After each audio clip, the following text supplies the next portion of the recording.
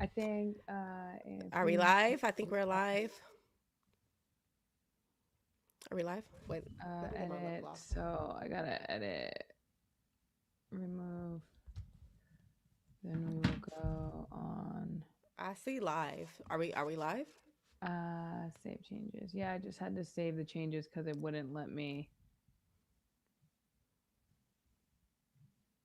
Okay, we are live. Yay. Welcome guys. Welcome back to New Black America. I am Carmen JC. This is my lovely co-host, Lala. And Hello. today we are going to be stirring up a whole bunch of stuff as usual. Today we're going to talk specifically about Donald Trump, and we're going to be talking about, we're actually going to examine his first presidency as well as his second one, but we're going to take a closer look at the things that were happening around that time. And specifically, I think that a lot of people say like, "Oh, Miriam Adelson, she bought this election, and this is why Donald Trump is different this time." And I personally think I've been doing a little digging that Miriam Adelson has been supporting Trump since the first Trump administration. So if there's something changed in Trump, maybe it just didn't change. Maybe we just didn't see um, these certain qualities early on. Maybe everyone has been red pilled now. So now we're waking up to what's been happening, because if you look Yeah. into a lot of the first administration and what he was doing in his first administration, is a lot of he's not lying when he say he's the first Jewish president. Yeah, What, for real. what do you think, Lala? No, I think definitely. I mean, you see how in the first administration he moves the capital of Israel, and he's making all these concessions that obviously was an interest of Marion Adelson and Sheldon Adelson, and they were kind of spread out throughout the last like 10 years. So it was hard for people to track on it because you believed in everything else that he was saying. Like you believed that he really wanted to secure the borders. You believed in, his campaign speeches when he talked about even the sovereignty of our country and how illegal immigration threatens that. But then you fast forward to the second Trump administration, and there is barely any deportations. He's completely given up his plight on illegal immigration. H-1B visa seems to be something that he's in favor of. So it just makes you think, like, what was the intention for Trump this entire time? Like, was immigration just a ruse to get people to, support him in his campaign, and this was the plan the whole time, was to take us to war to Iran. So I'm really interested for you to get into what you found, and yeah, tell me about your research that you've been doing the last couple days. Right. So I was just looking like deeper into what was happening around the time that Donald Trump first even just started to run for presidency, Mm-hmm. and what was the condition of the world, what was happening within the Obama administration. And one of the things that was happening very early on in 2015 was the Obama administration was negotiating with Iran over its nuclear program. Right. So a lot of us, we were like, "Oh, Iran has been our enemy for years." This is true. We've been struggling with Iran for years, and that's something that was happening with Obama, and it was the UK, France, Germany, Russia. So all of these different countries was basically trying to lift the sanctions off of Iran so they Right. can basically have some peace in the Middle East, essentially. Yeah. And obviously, Israel and Bibi Netanyahu actually addressed Congress. This was March 3rd, 2015. He addressed Congress to oppose this, obviously. So he was Yeah. not Yeah. interested in this. I Okay. remember that. I definitely remember that. This is like where people were saying that Barack Obama was like anti Semitic or something because he had closed this deal with Iran, this like nuclear proliferation deal, which allowed Iran to basically enrich up to 80%. And this is obviously something that Benjamin Netanyahu didn't want because he wants to maintain regional hegemony, and a nuclear capable Iran would threaten that. And that's where we're at right now. Like this Trump 2.0 is an execution on and basically a follow-up of exactly what you're talking about right now with the 2019 crash out Bibi had in Congress, basically. So Right. Right. yeah. So yeah, we have, and exactly. This is like, so this is not something that is new. And if you just looked up like in 2024 and you just started supporting the Trump administration, you probably wasn't paying attention to a lot of the Hmm. things that was happening early on during the Hmm. Obama administration. And one thing that Obama didn't do, or well, one thing that he was trying to do, I'm not like, you're more of the geopolitical expert here. This is why, you're here. This is my geopolitical I expert wouldn't say here. So like, expert. I'm just a nerd, like yeah, yeah. yeah. So like, with Obama, like I'm inclined. I don't know if he was trying to keep peace in the Middle East. I think that was the ultimate goal when they were making this deal. And obviously, Israel has been the one country that doesn't seem to want peace. They seem to want chaos, and then they Mhm. want to like kind of point the finger at these other countries. And that's not to say that these other countries are not doing things as well. Now, also around this time, this is when the transgender movement is picking up. So we have transgenderism on the rise. This is around the time that Caitlyn Jenner is transitioning. I'm about to say transgender. She's transgendering. I was meant transitioning. She's transitioning, or he's transitioning. I'm sorry, I can't keep up with the terms. He's transitioning to be what he would perceive to be as a woman. So you also have like a lot of cultural stuff that's going on, and Obama signed a lot of legislation. I believe Obama did something with the Department of Education, whereas to he signed some type of legislation. I don't even know if I have it here. Let me see. It doesn't matter, but he signed some type of legislation where the you had to let the kids go into the bathroom that matched their gender identity. Oh So yeah, this I is remember that. where that is coming from. So all of this is happening around the same time. Um, at this point. So you have the stuff that's going on with Iran, them trying to sign It this was it like, was an executive order. yeah. It was like a here it goes. President Barack Obama did not sign federal legislation codifying gender identity protections. Instead, he used executive actions to extend and expand civil rights, most notably signing Executive Order 13672 in 2014, which I think is what you're talking about, which explicitly prohibited federal contractors and federal civilian workforces from Hmm. discriminating against Hmm. basis of gender identity and in bathrooms. So I think that's Okay, what you're talking yes, about. Yeah, that just is what I'm making sure that talking we have about. like the So fact check because like people are yes, gonna say I like was just gonna these say, like, two I wish girls we don't could know what they're like talking just about. pull up all this stuff. Like maybe me and you can be in the side, and then we could just pull up all this stuff so people can see that this is fact checked to be Mhm. true. So like, Yeah, I'm not an expert yeah, at doing this whole timeline thing, but I think it's yeah. very important to not only think about what was going on overseas or in Israel or in the Middle East. We should also think about what was going on at home around this time, because I think a lot of the times we separate these issues and not realize, like what is happening as a Mhm. whole. Like, because a lot of these issues play into each other.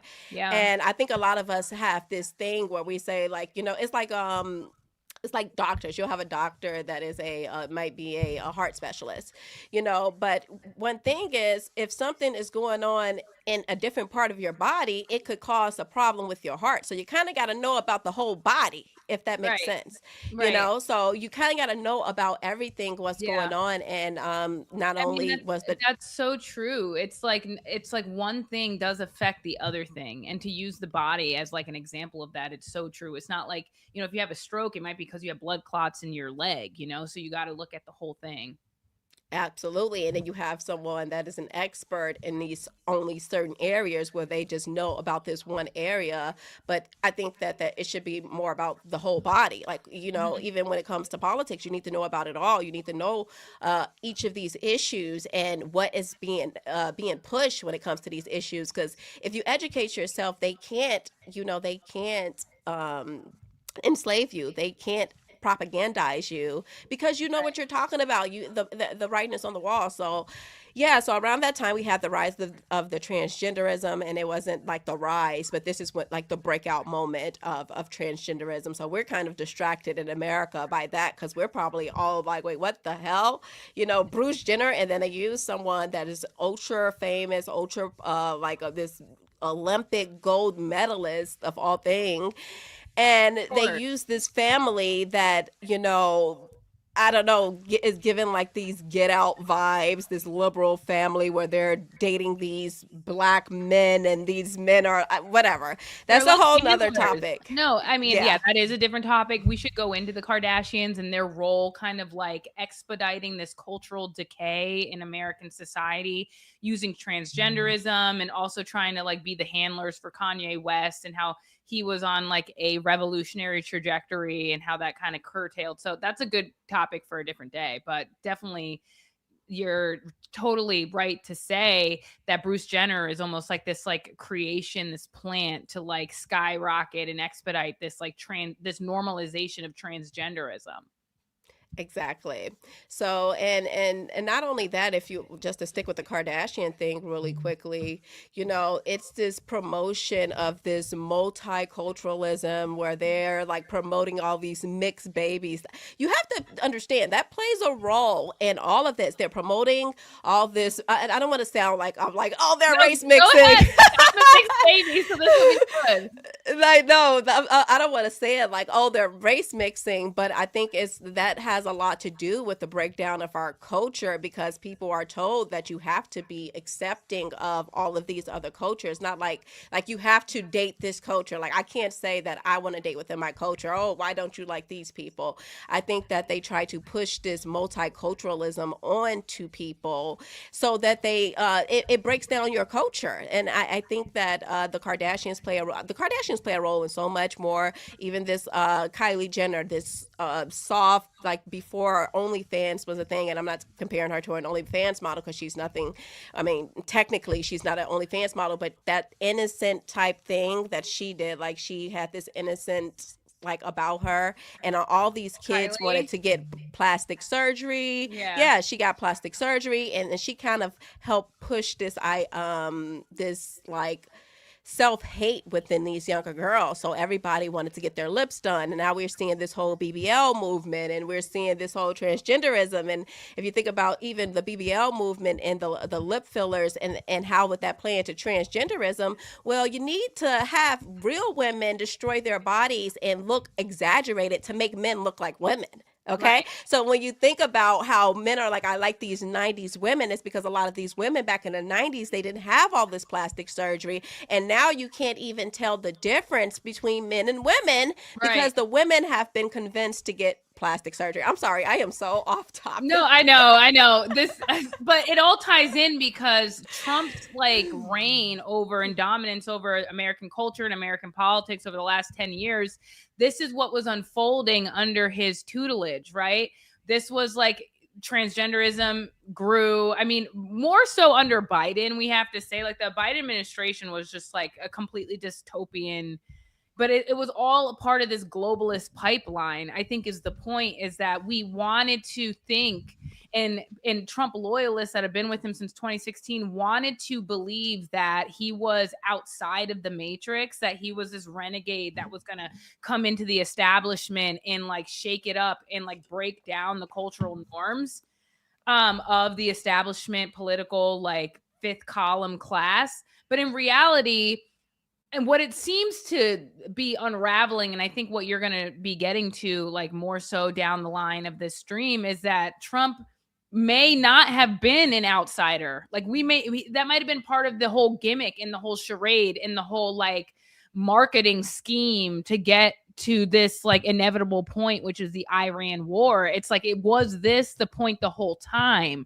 I think, is what like you're trying to say. And then this like psychological warfare and civil war that we're dealing with in America. It's almost like racism wasn't enough of a problem in 2014 that they not only had to manufacture like this race war between blacks and whites with like BLM and George Floyd and There were other ones too, like the dude that you did the Trayvon Martin. Trayvon Martin. So not only are they manufacturing this race war, and we know now with the SPLC and how they funded the Unite the Right rally, but it's almost like race wasn't enough to really cause friction, that they had to introduce this like other variable, which was transgenderism. And the catalyst for that was Bruce, now Caitlyn, right? And so while all of this is unfolding in the Middle East and like the the non-proliferation, or and it wasn't a non-proliferation agreement, but it was like the Iran nuclear deal. While that's unfolding and this is going on in the Middle East, back on home turf, we're also in 2014 is emerging and incubating this like foreign variable, which is a transgenderism that will catalyst on through the Biden administration into what will eventually be part of the reason that Donald Trump is elected in 2024. I think is that cultural issue was really, at least for me specifically, like my issue was that transgenderism, because as you know, my story, I was confronted with it at work. So it's interesting to see how these cultural things like are curated and developed. But yeah. Yes, exactly. And you know what I just thought about as you were saying that also is a big thing that we have now that we didn't have in 2015 and 2016 is AI. Okay, we have access to information quicker, faster. You can ask the AI and you can get quick information. So back then when Trump is just saying like, "Hey, I'm funding my own campaign," we had a way to fact check that, but people weren't doing it. We didn't live in the age of fact checking what these people are saying. And that's why Right. I think actually during COVID it was a spell that wore off of all of us. And some people maybe not. I don't know. Some people are still stuck in it. I can also blame that on the vax or something. But I feel like a lot of us were under a spell, and the spell have worn off, and now we're Yeah. able to actually see things for what they are. Because a lot of Mhm. people, I've heard this, it's Muriel Madelson, but Muriel Madelson has been around this whole time, and Right. what are we talking Exactly. about? So it's like I'm confused of, is it Muriel Madelson or is it Trump? Is it Trump doing what Trump do? Like I don't Right. know. That's a really good point. So, like, here we are, we're confronted with Iran, the Israel lobby. We're seeing it play out in the primaries and how they really do have a stranglehold over the entire political and civic system of America. And as this is going on with our election process, simultaneously, we're funding and like involved in the war in Iran. So we're seeing this happen simultaneously. And the question that everybody's saying is like, well, is it Marian Adelson? Like, she funded Ed Gallerin that we talked about last week. So is she like the evil villain out of all of this? But the thing is, she's been here the whole time. Like you said, we thought that he was independently funded in 2016, but really, Marian Adelson has been funding Trump the entire period of time from like his 2016 candidacy, and even before that, she was funding him like leading up to and all the way throughout into the 2024 inauguration until now. Like, she's still there. He gave her a medal of freedom. I'm pretty sure didn't he award her a medal of freedom? 2018, 20 her I believe her and her husband So actually. so was this the plan the whole time? And I hope like we'll be able to get to the bottom of that. Yes, exactly. So yeah, that's the big thing, and that's why I'm starting to question. Like, that's why I had to look at this whole situation different, because I don't know what's going on. I don't know if Trump is doing what he can and he's maybe under duress, or something going on with Donald. I don't know. That's what made me re-examine it, because it doesn't make sense. None of this makes sense. Like, it's like maybe I was wrong about some things, and maybe I'm not seeing it for what it is. That's why I've been creating this timeline, girl. It took me forever to create this timeline. I've been No, creating this girl, we've been talking timeline. about it for like 3 days. Yeah, and I've been So, creating this so timeline for because I'm trying to so figure it out. yeah, so people that are watching, like Carmen called me. Was it at night or in the morning? It was like some crazy time. She's like, "Girl," she's like, "Wow, I hadn't slept all night." She's like, "I think I figured it out." I'm like, "Figured what out?" She's like, "Yo, what happened to Trump? Because he was like our champion, like he was our hero for like 10 years, and then all of a sudden, like it's Trump 2.0. He gets inaugurated in January 20th, 2025. And then all of a sudden it's like Israel first. Like he doesn't even care. He doesn't care about like securing the border, even though he's done a decent job with securing new people from coming in. But we still have like 100 million, I think is like, didn't I hear that number last week? Greg Bovino came because he was fired and he came out and he said Yes. it was 100 million illegal immigrants here. Yeah, and they're barely getting deported. And like he tried to make an effort to deport them, and then Renee Good gets shot, and Alex Preddy gets shot, and now we don't hear about it at all. And it's like, I mean, I don't even know. Like, is Tom Homan even really expediting these deportations? So it seems like it makes you wonder what's the real goal here, right? So it makes you wonder why if you're deporting the same amount of people as they've always deported, you're not deporting more people, is really not a mass deportation. It makes you wonder why the presence of ICE in the streets, taking people off the streets. Why the big show is my question, right? So now I'm starting to think about like not just the topic, but why do this, right? Is it to get us ready for a police state or a surveillance state? It seems like because you have to remember, they can't just go from A to Z. They have to itch you there little by little. It's like they're boiling us. We're the frogs, guys. We are the frogs. Okay, and it's so true. And even what did you just say about he's Israel first now? I would argue Trump has always been Israel first. I think we change. I think what changed is us, because we are realizing that the system that we live in, there are no options, right? The left or the right. If you don't like Trump, you can't just be like, well, I'm going like Nick Fuentes. He's like, well, I'm going Democrat. Like that's not, I mean, I understand the logic about why he's saying that, but it's not that the solution to this problem. The solution is accountability. Okay, everybody need to, if everybody get off the Trump train, not get off the Trump train, but like hold Trump accountable for the things that he say and do not do. I listen, at this point I'm starting to not blame the people being Trump. It's the Goyim. Look, what Nick Fuentes was like, he was like, what y'all can't be this slow. He was basically saying, at this point I'm against the Goyim because the Goyim act crazy. And I get that. I get what he means by that. Like at this point, like, do y'all need to be ruled? Like, do you need someone to rule over you in order for you to think for yourself? Because I see so much. There is something like, the more I talk about ascending and the more I talk about like how most people are totally comfortable living at like a low frequency and like a low vibrational frequency. Like they don't really have a, not religious, but they don't have like a routine that connects them to source. Like they don't have like a value code that they live by. The more I'm like, wondering where this concept of Goyim even came from, Right. But anyway, moving on to the timeline. Girl, yeah, because it's so like, I have to start thinking outside of just the traditional line, and I think that's the problem, because I think they expect us to think like that. And you have to understand that the people that rule over us, they know us better than we know ourselves, right? They know us better. Like I think about MK Ultra, like they destroyed a lot of the files from MK Ultra, so you don't know what they found or what they didn't found.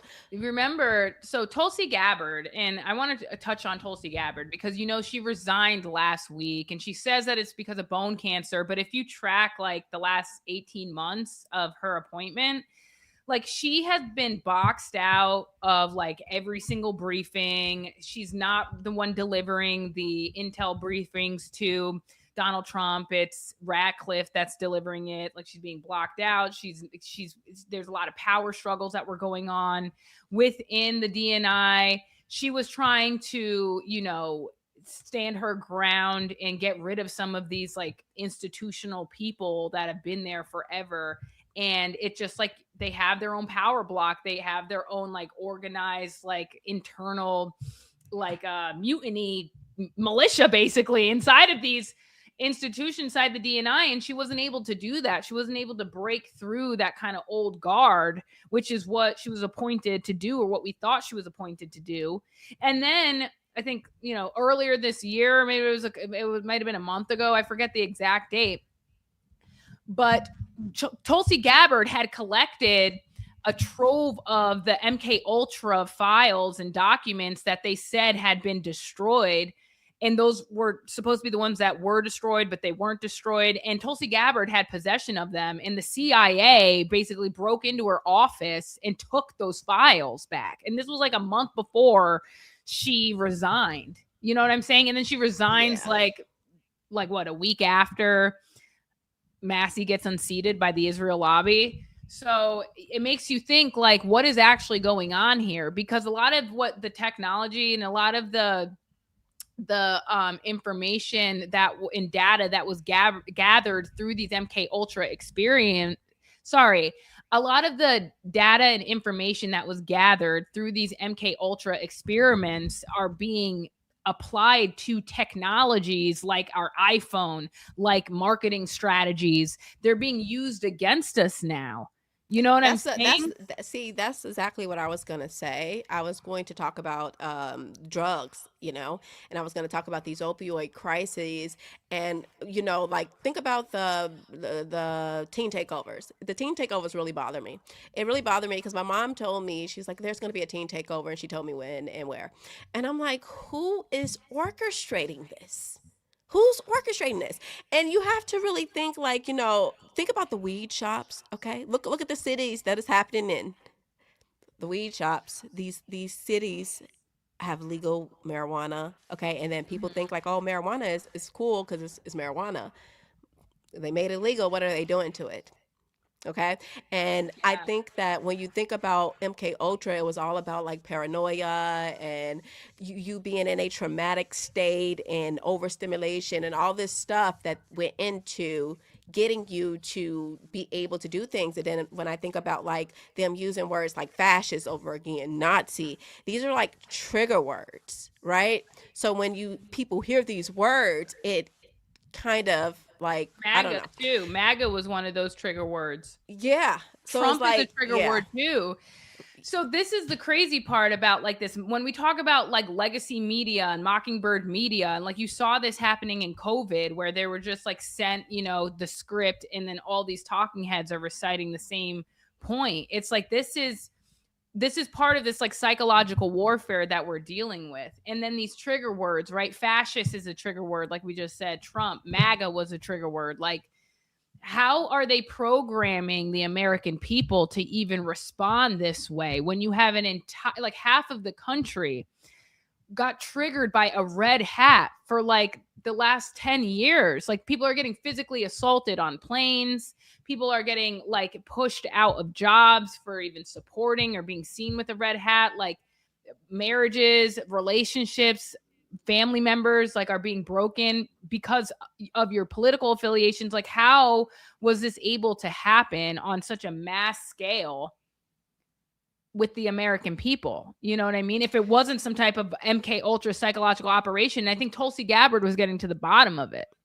Yeah, and that's I don't want to go like too far into conspiracy land while I'm trying to put out facts, because they're gonna be like, they said a conspiracy theory is all a lie, but like it's just a deeper like interpretation or a deeper way to think about like these situations. I'm not telling anybody to be a conspiracy theorist or anything. I'm just saying, like, we have brains to think right now, and you want to use it while you still can. You can ask AI, or you can just use your own brain and think about why these things are happening. What is happening to these young kids? Why is it happening with only in certain communities, the communities with the most trauma, Black community? Why are the traumatized children doing this? Okay, what are the mothers doing? So how do they keep the mothers busy? Social media. There's these lifestyles, the vacations, right? They made that all popular. It's all connected. And I think that's what people are failing to realize. It's all connected, it's all distractions, and it's meant to essentially just keep us, you know, as a slave like country. I think we're like a slave country. Well, yeah. So part of like the ability to program the brain and to program, if you're going to program a mass population of a country, traumatizing them is important to do that. Like that is part of the MK Ultra, like mind control process, is having to break down the psyche of the individual in order to implant certain like even personalities, like borderline personality disorder is super important when it comes to that too. And being able to break these psyches down, or the psyche of the individual down, so that they could be easily programmed. And when you look at our like media and like just even like the movies, go to Netflix. Sorry, go to Netflix and just look at all the series that are coming out. It's all about murder, or like, some type of very violent. All It's mostly horror movies, it's mostly scary movies, it's all very violent. It's like, especially millennials, we have been so desensitized to violence through like video games like Call of Duty and all of the other like war games. It's almost like they're programming our generation, the generation under us, to be good soldiers with all of these like war games. Like I remember when Call of Duty came out, and I was thinking like, everybody's so obsessed with playing this game. It's like, are they just teaching us like how to be good soldiers so that we can get drafted to Iran? You know what I'm saying? Yeah, it's Like, a form of desensitizing people yeah, to these actions. Like, just even think about like how they allow, like, it's more appropriate to see killing and gore. I think someone made this point. I don't know who made the point, but they were saying like, if you're sitting on the train and you see someone watching a movie and they're looking at someone like gory killings, right, in the movie, right? But if that same person was on the train and they're like watching a porn or something, the loving thing is what would be the disgusting part. Like that, the watching someone, like, obviously you don't want to watch people have sex on camera, but I'm saying like what they're doing is not nowhere as near as horrific as this person that is killing someone. And this thing over here is looked down upon more. Is really, it's kind of weird how that this have been normalized, but this isn't. And I'm not saying that to normalize this thing. I'm just saying that it's weird that how we look at different things, how we're able to compartmentalize certain things. Like, oh, this is okay because it's not yeah. real. And it's like You on a know? mass scale. I feel like back in the day, you might have met like one or two people that had like a personality disorder, but now it's like so many people in our society now are just like unapologetically narcissistic, unapologetically like cutthroat and ruthless. It's like the curation of this culture. And I don't know how much like capitalism and like the dog eat dog world has to play into this, but it almost feels like for the last like 20 years, ever since the turn of the century, Americans have been socially engineered to be more ruthless, to be more Degenerate. desensitized to horror, and desensitized to like even genocide. Like we're, It's you know what I'm saying? degeneracy. It it It's a yeah. moral and a cultural decay And is what we're seeing. and So that yeah. yeah. In the moral degeneracy, and the moral erosion of anything that's sacred or sanctified, that's part of what is necessary. Because if you hold value to life, just like abortion, how abortion is so desensitized and so normalized, and everyone's like, yeah, who, whatever, it's just an abortion. It's like the fact that we're even at a place in society where we can normalize abortion shows you to the extent that we don't really value human life. And Hmm. why don't we value human life? Because over and over and over again, it's just like back to back to back. Every movie, it's like murder. Every, TV show is about like infidelity and cheating on your husband. And it's not even like that big of a deal. It's normal.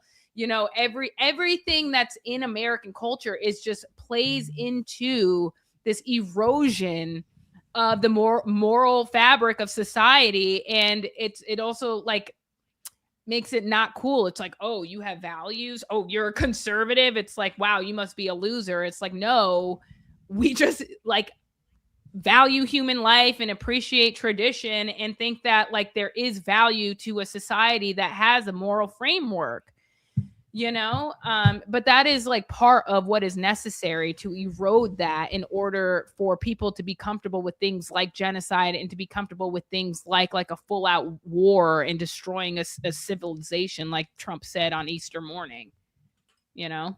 Yeah, and I think it's just really interesting because like one side they have like conservatism and they're like, okay, we're going to carry ourselves, we're going to behave like this, we don't believe in this certain degeneracy, but they are pro genocide, you know. And then you have this side that is very degenerate.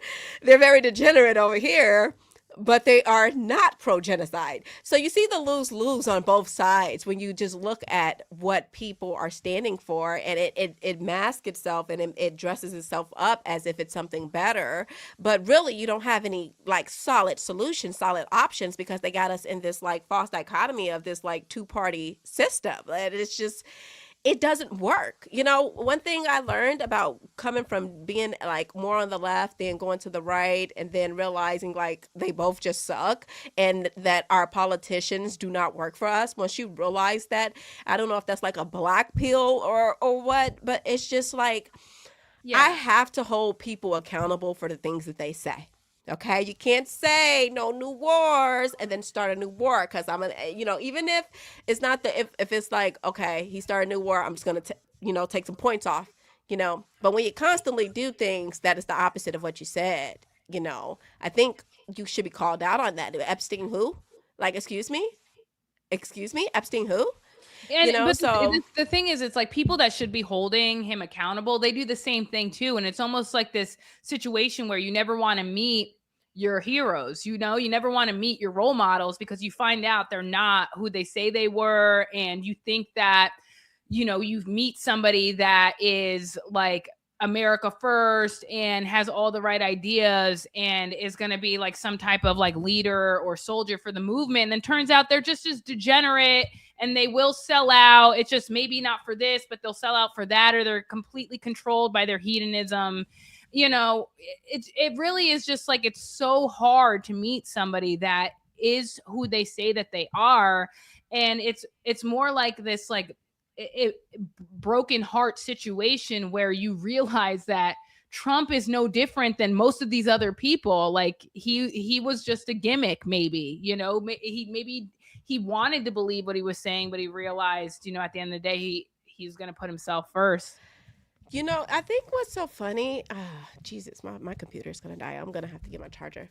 But what I think is so funny is that I think Donald Trump has been a little consistent in who he is. That's what I keep saying. I think maybe we changed, because he's been a little consistent. Like, how he's going after Thomas Massey? He's always done that. The people are right when they're saying that. He's always went after his political opponents if someone didn't like something. And we just agree with it. So we were like, this is fine because we agree with it. We don't like this person. And this is how they use the Democrats. They use your hate for the Democrats and they weaponize that against you because they know you don't like them. So they're like, if we do it to Democrats, they'll it's fine. But you have to understand, Democrats are Americans. And if you don't stand up for all Americans, then you are a treasonous piece of crap.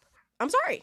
I think the line for us was Thomas Massey, though, because Yeah. you're right. He has always done this and it's always been disgusting behavior. But because like we hate Democrats or we hate we've been, again, socially engineered to really hate liberals. Are you there? I'm here. I have to get my charger. Yeah, so like since we've been socially like engineered to hate liberals and Democrats, and don't get me wrong, like a lot of their policies are disgusting and there's reason why. Like, the whole transgender thing I think sent everybody off. But because we hate them so much, we allowed this behavior to continue because we were like, oh, it's not that big of a deal. But I think the line for most patriots was Thomas Massey because he explained why he voted the way that he voted. And usually it was because he was taking a more conservative position. You know what I'm saying? Well, no, I get that. What I'm saying is that it's not outside of Trump's character to do this. Like, so Right. like when people are acting shocked, like we're like, I can't believe Trump did this. Well, it's really Mhm. not outside of his character. You know, he's always done this, even like trashing people on Twitter, him trashing Candace Owens. It's not outside of his character. He's always done this. And I get the shocking part about it is because it's his supporters, people that were supporting him. You Mhm. know, I think that's what makes it so shocking. But my point with that I was saying is Donald Trump has always been Donald Trump. You know, you want Mhm. whatever you say about him, he's always been this person. He's always been super pro Israel. Like that has been who he is. You know, he did a lot of stuff which we're gonna get to, like you said about the Jerusalem thing. And I think it's I want to point out what did I want to point out? Oh, Virginia Joffrey.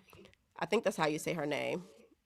She filed a lawsuit against Ghislaine Maxwell in 2015. Okay, so this is prior to Mhm. Epstein's arrest. She filed a lawsuit against her in 2015, and at this time, Harvey Weinstein, he was starting to go through his situation with the Me Too movement. I sat there and thought about this Harvey Weinstein thing for a while because I'm like, okay, Harvey Weinstein, whatever he's been doing for a very long time. They allowed this. They always allow it until they don't. Same thing with Diddy. Diddy's been doing this for a very long time. They allowed it until they can use it and weaponize it against you. Right. And I'm Right. thinking, like, what was it about Harvey? Why did they need to get Harvey Weinstein out of there? Why did they need to? Probably because And the man. he was the most powerful man in Hollywood. They Mhm. needed things to change. You know, they needed things to go in a certain direction, so they have to take out the head, one of the most powerful people in Hollywood, if they're going to start promoting Do you think it's because certain. Weinstein was like so masculine that he didn't want like he wouldn't have been down for like the super radical like gay stuff? Like he would probably I think that people, they just want to control. They want to decide what happens with what because they have an agenda to push and they need the American minds. So I think that they just wanted to push a certain, like it was a lot of people. I don't know if I have the list here, but it was quite a few people. It's probably further down into my timeline, but it was quite a few people who went down around this time. And I'm just trying to say, like, what role are these people playing in things? Like, what is the other reason? Because it's not because of women. They don't care about women. Obviously, you just seen what yeah. they did with the Epstein file. They do Right. not care about women. So it's not because of women. I'm sorry. I have to Right. keep telling people this. It's not because of women. Why did they want these people to go down? That's what you have to think about. Why would they want Harvey Weinstein, the most powerful man in Hollywood, to go down? Okay, who is Jewish, by the way? Tell me. Okay, Tell me why. I think that they needed to change. It was a cultural shift happening at this time. At this time, TikTok was becoming really popular. This is like around the time of this election. It was one of the first elections that's going to be like what you would refer to as a social media election. That will be Donald Trump and Hillary Clinton. That would be like the first really social media big election where they're using the social media to essentially, you know, change minds, change ideas. So I think that I'm not saying as far as, I'm not putting this on Donald Trump. I'm just saying that whomever that is pulling these strings and getting this stuff done, they needed to change the messaging coming out of Hollywood. And as you can see, ever since then, ever since Harvey Weinstein is gone, people hate Hollywood. They hate the celebrities. The celebrities have zero to no influence now. So something definitely changed within Hollywood in the last 10 years. And the thing that is missing is Harvey Weinstein, you know, so, and it went super woke. Hollywood went extremely woke. And I don't know if Harvey Well, Weinstein, Harvey is a I'm not, liberal this is like Democrat. just me just giving my thoughts. Harvey the liberal Democrat, like didn't he He donate to is, he Hillary? really is. I don't know. Yeah, he's He was definitely like a super liberal. liberal for sure, but it's something there. Well, I definitely Yeah, think he's like definitely super liberal, but I I don't definitely know think what that the whole like. yeah, no, I think that there's a point to say that within the last like 10 to 15 years, there has been a massive concentration on American culture and how to make it more degenerate. Now, why that is and why there's been such a focus on that, I think we really need to talk about, because what does that do to the morality of a country, the social fabric of a country? Like, even, the more promiscuous women get, the more children they're having outside of marriage, the more baby mamas that are created, the more unstable the communities are, Yeah. and more unstable. So even to like the molecular level of things, I think that everything goes together. But then what is that, like, what does that contribute to, like, the global plan and agenda? You know what I mean? I think that's where Americans really need to wake up. Like, this is bigger than just like, you're a degenerate horny person that wants to have baby moms. Like, this is like the entire scope of it all is to a massive agenda, and you're falling into MK Ultra propaganda programming. Exactly. And that's why when I'm mentioning Harvey Weinstein, the reason why I'm mentioning him is because we always focus on, oh, was he guilty? Was he not guilty? The same thing with Diddy. Is he guilty? Oh, he used baby oil. Those are not the issues we should be we should be focusing on. Well, who wants Diddy out of here? Who wants Diddy in jail? That's the question, because they didn't care. They don't care about these victims. They don't care. Okay. So It's like the when you old understand they don't guard. care, It's yeah, like, is yeah. when you understand that they don't care, like with the LGBTQ community. They don't care about LGBTQ people, okay? Yeah. They don't care. So, okay, if we know that they don't care about LGBTQ people for real, what is this for? Why are they doing it? We need to pull back the onion, okay? Pull back the layers, because it's not about people being free and happy, and nothing ever works like that. Nothing is ever like that. So we need to start asking bigger questions. Okay, well, why are they doing that? That's why I'm saying, like, well, why did they want Harvey Weinstein? One thing I know about Harvey Weinstein is he was one of the most powerful people in Hollywood. Why do they need the most powerful man in Hollywood out? That's the question. Okay, Right? so let's get back to this timeline. So we talked about the Iran nuclear framework announced. This was in April 2nd, 2015. So this was Obama. Mm-hmm. Okay. And then spring of 2015, the rise of mainstream transgender politics with Caitlyn Jenner. Mm-hmm. So we talked about that. And then June 2nd, 2015, the U.S. Freedom Act was signed. Obama signed surveillance reform legislation after the Snowden era, modifying portions of the Patriot Act bulk collection authority. Why do you think that was important to include? The Freedom Act thing. Yeah. Well, I actually just included that because I usually have a lot of negative things to say about President Obama. Mm-hmm. And I think that when you see that like some of the good things that he was doing, that was like contrary to like popular belief, I think that it's just important for us to point that out, as far as especially them spying on us, okay? And especially that was like Edward Snowden was 2013. This is around the time that, which is it's kind of weird though, because he repealed this Smith Modernization Act. So I don't know. I just thought that I just put that in there because of like I just wanted to say that that was a big thing. So I put things in there that we don't necessarily have to go over all of them. I put some things in there just for perspective, so you can understand that this was happening around this time, not necessarily that this is relevant to what Trump is doing or anything, but like, hey, around this time, this is also what's happening. So they're, loosening or tightening surveillance or whatever. Okay. And then June 2015, Trump announced his presidential campaign. And Hmm. he launches his campaign at Trump Tower, and it's focused on immigration, trade, nationalism, border security, anti-globalism, and America first. But he's also, while simultaneously announcing this campaign, he's being funded by the Adelsons. I think. Wait. I think at this time, let me think. This is 2015.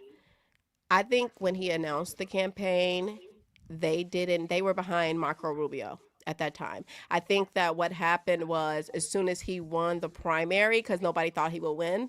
As soon as he won the primary, that's when everybody started to do an about face, and they started to get behind Trump. That's why when he was doing up until the primary, he was saying that he was self-funded and all of that because he really was.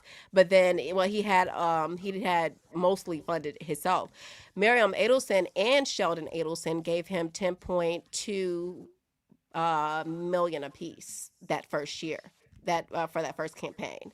They gave him 10.2 million, and then after that, it went up to like 100 million for 2021, I guess. For 2024. No, 2020. I mean, that election.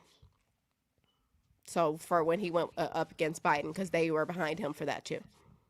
And then you Well, I have to mean, that, remember the Turning Point is rising at this time too. What I found funny is that they both, Turning Point and Donald Trump MAGA movement, kind of like just came right at the same time, both of them. It's really interesting. yeah, it is interesting. That's exactly when Turning Point got popular, and the Adelsons eventually get into similar circles with the Turning Point too. So Did you see that? Did you see that Salem Media was registered as a foreign agent, and like the hmm Clock Tower LLC like came hmm in maybe like days after Charlie died, yeah, I and so definitely like saw the the Charlie Salem Kirk Media show thing. is now being syndicated by a foreign a registered foreign agent. Yeah, it's a couple shows on there too. It's not even just Charlie Kirk. I think Larry Elder's in Salem too. yeah, it's quite a few shows that is on this foreign network, propaganda network. I They just have can't even. yeah, they have a bunch of like other minor shows on there. Let me Yeah, so the foreign the Turning Point convergence with like MAGA, it is really interesting how it came up together. I really didn't realize that Turning Point had only gotten bigger when it kind of went and aligned with the Trump campaign, essentially. mm-hmm. Yeah, so I'm gonna skip up past. You can stay with where you're at. I'm gonna skip up a little bit. Because I have all type of stuff on this list. El Chapo escapes prison. Why is that relevant? But I don't know. It could be relevant. He escaped prison around this time. I don't know. Maybe that's a dot that we are not connecting, or something. I don't know. But it's a big thing because I remember the story happening, and I wasn't even into politics at the time, so I felt the need to So I got a announce that. list of I went on the Salem network just to get like a list of other podcasters and personalities. So we have Laura hmm Trump, Oh, obviously. We have Alex Marlowe, Trish Reagan, the Charlie Kirk show, which there is still being called the Charlie Kirk show, which is crazy. This week on Capitol Hill with Mike Johnson. No surprise there. Main Street Matters with Alfredo Ortiz, Chris Stigall, Mike Gallagher, Danielle Gill, and Carl Jackson. So those are some podcasts. Larry Elder Show, Unshaken and Unafraid, Timeless Wisdom with Dennis Prager, obviously Dinesh D'Souza. There's just so many people that are like conservative personalities, that Greg Laurie, that you think, you got to be really careful with who you listen to, because you don't know like who they work for, who's paying them, like who owns them. And if you're working for a show that is syndicated by a foreign agent media company, you're not going to be able to dissent against Israel, especially if it's an Israeli foreign agent. So can you hmm imagine like being Charlie Kirk in August and you're dissenting against Israel, and maybe in the back of your head, I don't know if he knew or not, but like this media company is going to be controlled and registered as a foreign agent in a month. Like that dynamic must have been weird. There must have been tension there, right? Especially if Charlie knew that was going to happen, and then while simultaneously dissenting about Israel with Megyn Kelly on right. his show with Salem News. It's just like Yeah. that's not going to work.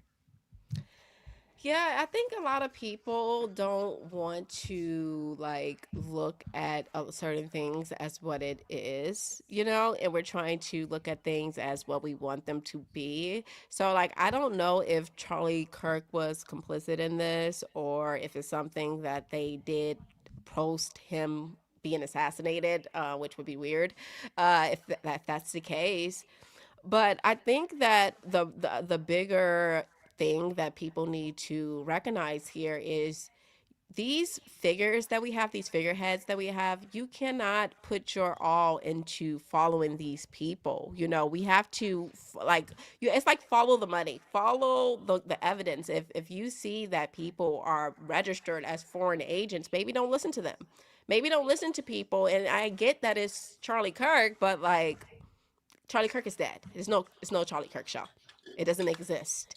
Okay, you can put the name on the show all you want, but it doesn't exist. So now it's like a propaganda machine, and then you can just clearly see anytime people are saying, "Well, Charlie would have done this," you're not Charlie. You're not Charlie. You can't say what Charlie would have done, and I think that's on any side, even down to his wife. His wife don't know what he would have done. Period. I don't care how you want to put that, but I just think that this whole idea of serving, like thinking that they're gonna have any sovereignty over their own thoughts and ideas, and you're working for a foreign country, or you're even working for someone inside this country who like when you're not an independent person, you can't say what you want. So even if it wasn't a foreign entity like Fox News, right? Fox News is owned by Robert Murdoch, right? Or Rupert Murdoch, that's his Rupert name. Murdoch. Rupert Murdoch. And this guy is born in Australia. Most of his children are born outside of the United States, okay? He might as well be a foreign agent, okay? And it's Fox News, and this is one of our biggest conservative networks. So when you really analyze that and you think about where we're actually getting our information from, maybe that's a part of the problem. It just makes me want, it's hard for me to believe though that, like, not hard, because when you think about it, like Trump was super pro-Israel in his first administration, but then how do you explain all the lawfare and like that, like 5 years of insanity? You know what I'm saying? Like that lawfare that he went through, like with, even with the documents and at Mar-a-Lago, and then they try to get him in New York with like the property enhancements, and then with Letitia James, and then Fannie Willis, and then you have that other lady who like accused him. Where's all the viewers? Who's I don't think we JS? connected. We didn't connect my platform. I think I we were think it's supposed up here. You I are don't think you live. connected. Yeah, it says that Mm, we're live on Carmen. I don't see it on mine. I'm sorry, guys. I don't see it on my thing like I did last time. It's not here. Like last time I had it from let me see. Like I see it live for you for New Black America. Well, not you, us. I see it live for us, but I don't see it in there. Why?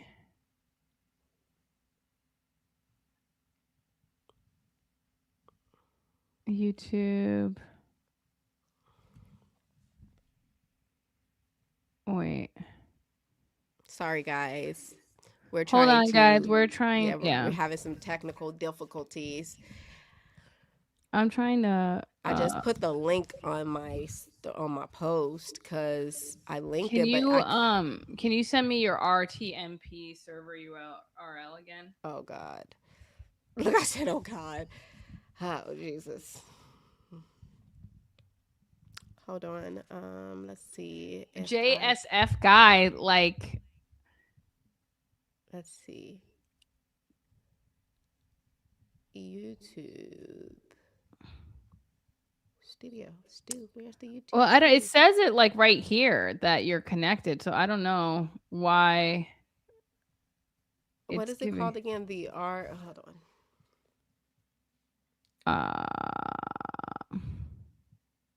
Let's see. RTMP server URL and stream key. But you have it, right? Yeah, I do have it. Let me see if I can. Get it again. Is it a different one every time? I don't think so. I don't think so. Like, that's why I don't know why. Mm.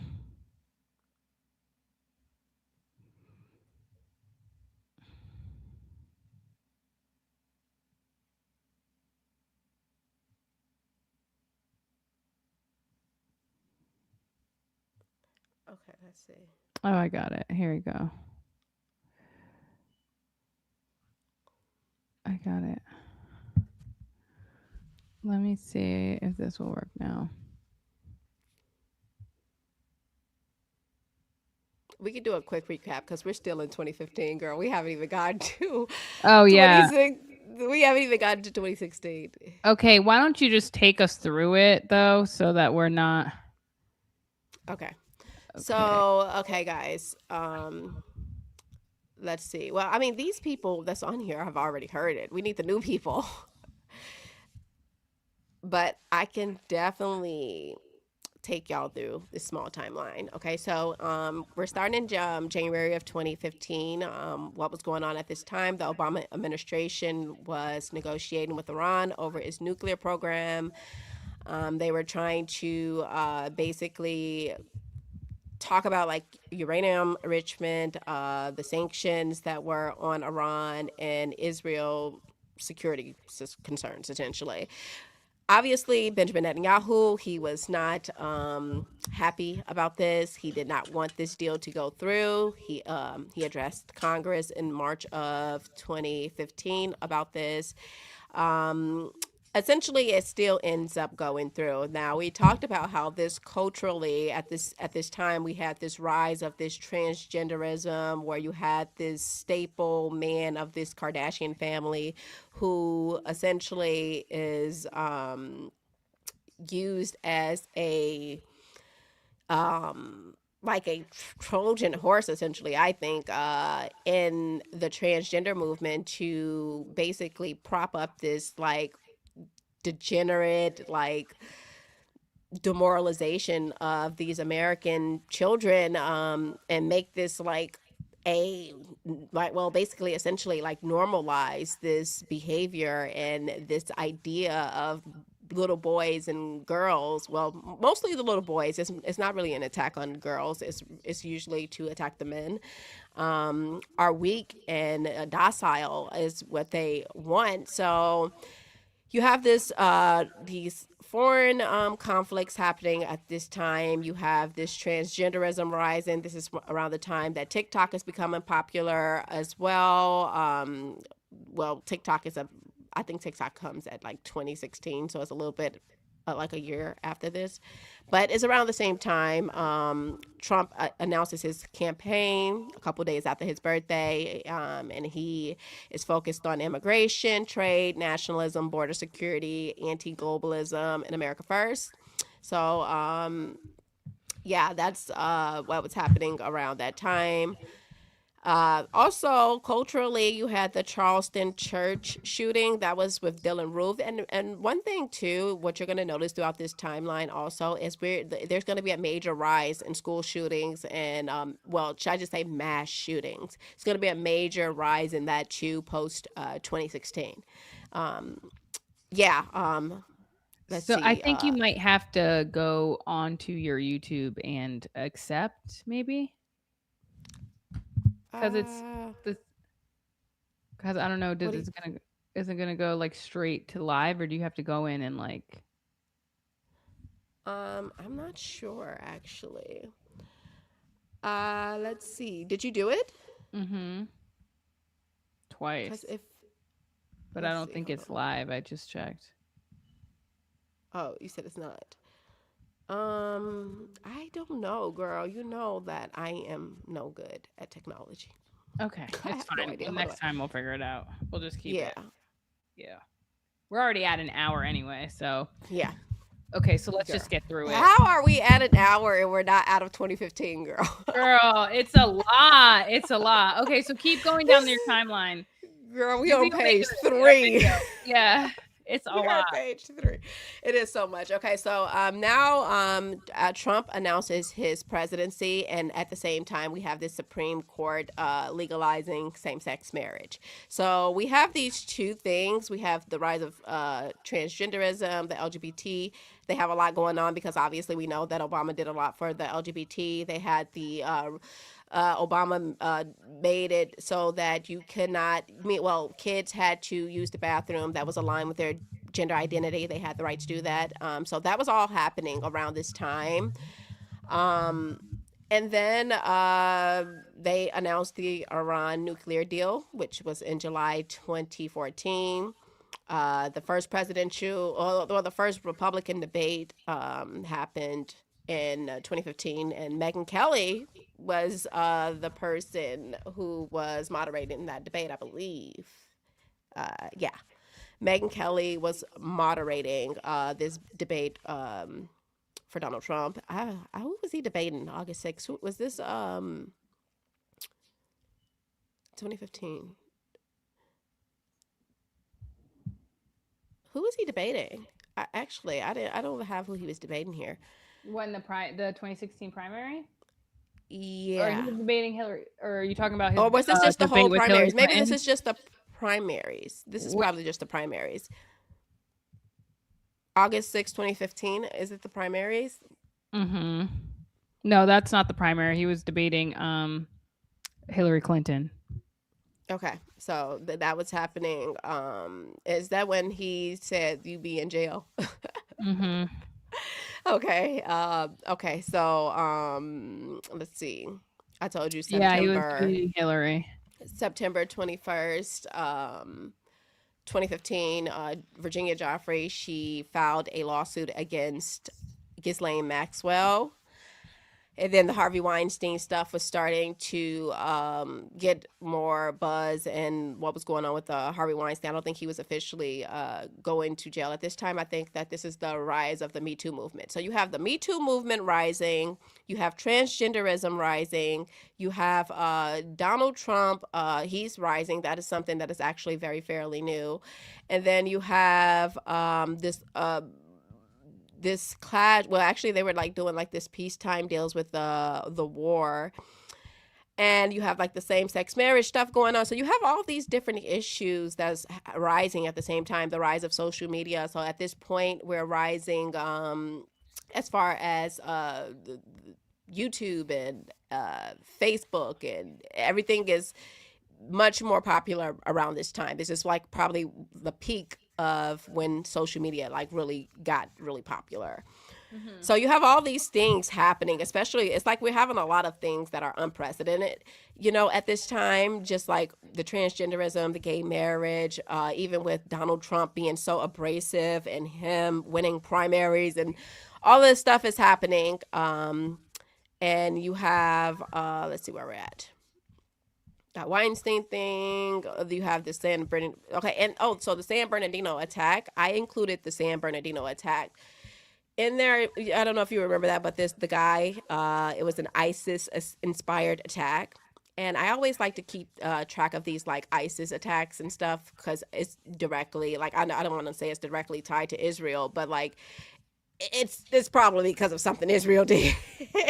It's probably because of something that Israel did, and I'm just being really lighthearted when I say that. But what was happening at that time was Apple was going against the FBI, rather to give up that guy's phone. Do you remember that when they were trying to get into the phone and Apple wouldn't let them in the phone? It was a big deal. Gets, like, cancer right after and dies. Yes, that's what happened.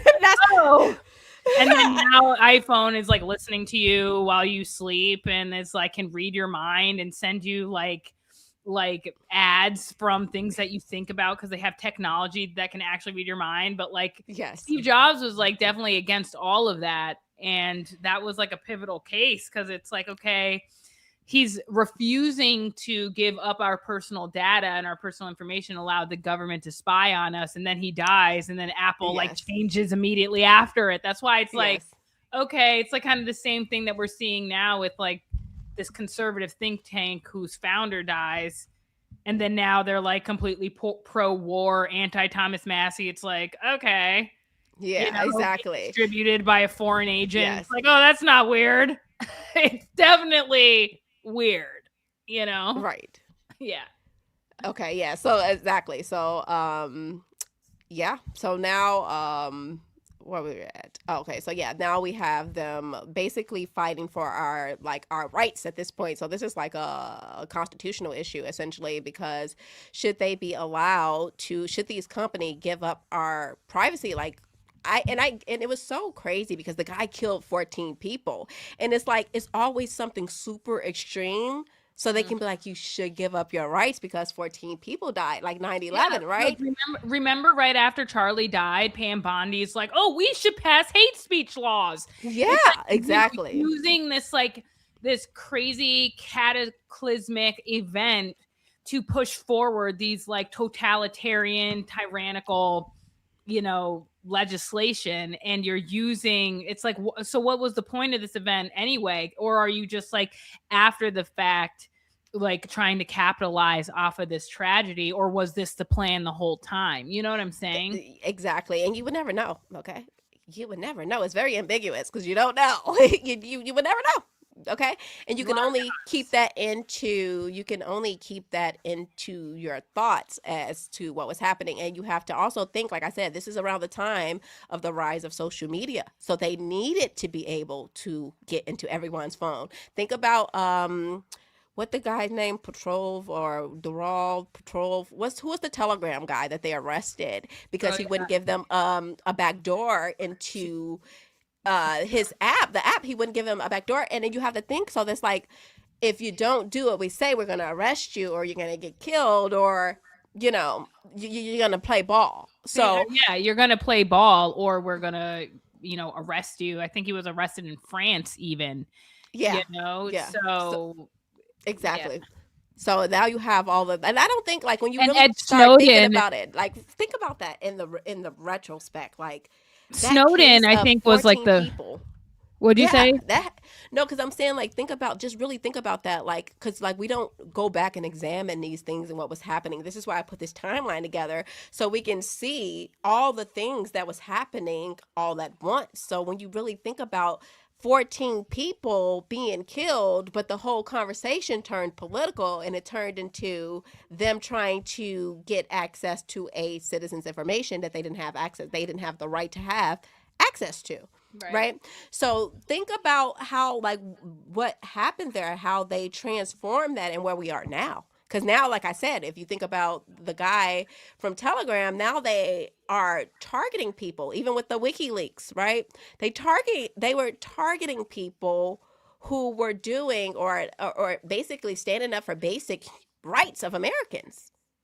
Well, not only target, like, they arrested Julian Assange and like held him captive. Like, he's not even the same person now. Like, he was released at the like very end of the Biden administration, and he's like a completely different person. Like, there was reports that like he had like joint issues, he had like mental deterioration. He was like a tortured soul when he got out of there, and all because he released he released the WikiLeaks, which basically showed the atrocities that the American military and the American government was commissioning, the war crimes in Afghanistan and in Iraq and throughout the Middle East, like under the tutelage of Hillary Clinton, and even before that with the Bush administration. But yeah, like, this is all in the same vein of like a totalitarian surveillance state. And we had been warned in the past that this was going to happen, and it's all in the pipeline of like the back curtain of Donald Trump's like ascension to where we are now as like, the top neocon that we never asked for. Like, we never wanted this. Like, the entirety of like the MAGA movement was a repudiation of globalism, was a repudiation of forever wars and of a surveillance state and a return to limited government. And now we get like a Trump that is literally the embodiment of federalizing the government, like expanding the central government and bring us to war in Iran. It's just crazy. We're headed towards a technocrat, and I should have known that when I saw all of those tech billionaires on the stage with him during his inauguration. It was there. It was right in our face. That's why I said, like, did we change, or did we just look past things because we wanted to believe what he was saying, or did he actually show us what it was and we chose to believe him? Just think about, like, Elon Musk and all of this Doge. I can't even believe we bought Doge. Like, we bought that. We bought the stuff he was No, I selling. mean, even Doge, like there was reports of like an ulterior motive to what Doge was. Like it was presented to the base as like this audit system that was going to go in there and, cut the fat and the waste of the federal government. And that's what I think a lot of people were interested in, and rightfully so. But then there was this, other take on what they were doing, which is basically opening up like all those federal databases to AI through Elon Musk. Like you remember he had put on his own, staff members and his own people in there, and they had full access to American like sensitive information. That's why the Supreme Court ruled that Doge was like essentially unconstitutional. Interesting. You know what's so interesting? Because, like, you were talking about Doge, and it makes me think about Elon Musk. And I know this, I'm about to jump. Guys, I'm jumping the timeline. We're in 2024 now. Elon Musk had a baby with Ashley St. Clair, right? And I can't help but wonder. She's now talking about he stole the election. She's like kind of talking about trans and his kid now. I can't help but wonder what is happening there, because that's Ashley St. Clair. I believe she is Jewish, and now all of a sudden, like these two people can't get along, and she said something apologizing to his trans son about awful things. She said whatever. Wait, but she's the baby mama with the trans son. No. She's the new baby mama. She's the newest baby mama. The 2024 baby mama. One thing's for sure, like that nigga's definitely African with all these damn baby mamas. That's for sure. But I'm just thinking, like, this girl, she comes in, and I don't have anything against her. I actually listen to some of the things that she's saying, but I just think it's kind of interesting that all of this stuff is happening at the same time. When it comes to like Doge and stuff, and then all of a sudden this stuff gets dismantled, or were they never going to do it? Like, what's happening here? So, and then out of nowhere, the girl, Ashley St. Clair, she's like, oh, I just want to tell everybody that me and Elon Musk have a baby. Like, she came out of nowhere and said this and announced it. And she said that she announced it because they were going to break this story. So I don't know who they were, but she said she broke the story because they were going to break it. And now I'm like, interesting, so now you have this girl that's like, oh, I got a baby with Elon Musk, and now she got this baby that she is, I don't know. So weird. That's like just a side note to the Doge thing, because I like to think about whether people could be implicated in something more nefarious than I'm probably thinking about, or whether there could be handlers around these people. And I'm not saying that she isn't handler at all. I'm just exploring these ideas, because when you're looking at the timeline, when you start to look at things in context, it kind of paints its own picture, at least in my head. I know you can say that's kind of a conspiracy. So around February 13th, 2016, the Justice Scalia dies. So a Supreme Court justice died. So we had a seat open, which I think Obama tried to nominate Merrick Garland, I believe his name was, or something like that. And the Senate blocked Merrick Garland was the AG for Biden. Yeah, that's who he tried to nominate for the Supreme Court. Obama did. And the Senate blocked it. And then eventually, I guess Donald Trump ended up nominating someone, because it went over to he nominated Kavanaugh. Yeah. I think that was even afterwards. I think it was somebody else. Under Donald Trump, I believe. Well, under Trump or Biden, I don't know, but we have had three different Supreme Court justices over the last 10 years. So three different people either died or stepped down, or they like died or retired. Ketanji, And and then it was one more. It's one more. yeah. I think it's three that Donald Trump specifically put It in. wasn't Alito. Alito's been there, right? I don't even have it here. I don't have it here. I can look. Okay, keep going. Hold on. Where am I at? Okay, there we go. So where are we at? He has Amy Coney Barrett, Brett Kavanaugh, and Neil Gorsuch.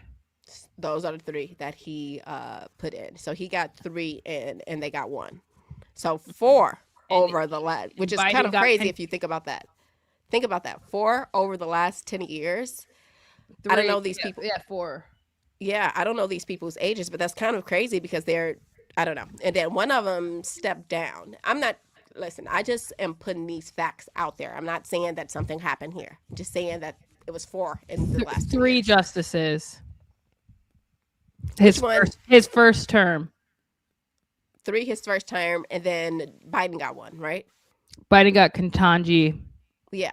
So I'm saying 4 between the two of them is what I'm saying. Yeah, 4 between the two of them over the last 10 years. Mm-hmm. So that's a power. That is changing the structure of something, right? So they have now shifted to 6 conservative Supreme Court justices when that happened versus the 3, right? So now they have this super. That's a good thing. Right, which I think is a good thing. I'm not saying it's not, but I'm saying now they have this super majority within the Supreme Court, which is just, like I said, it's interesting because I'm not looking at it as to that's a bad thing or a good thing. I'm looking at it, why is this happening? What is the agenda? Because now, if you pay attention, they're always having all these Supreme Court justice cases that are happening with transgenderism, with abortion, and all this stuff. So you have to think like, well, did they restructure this to get some of this stuff overturned, which is not bad, but I'm saying, like, did this happen organically is my question. Well, as a result of some of these Supreme Court justice picks,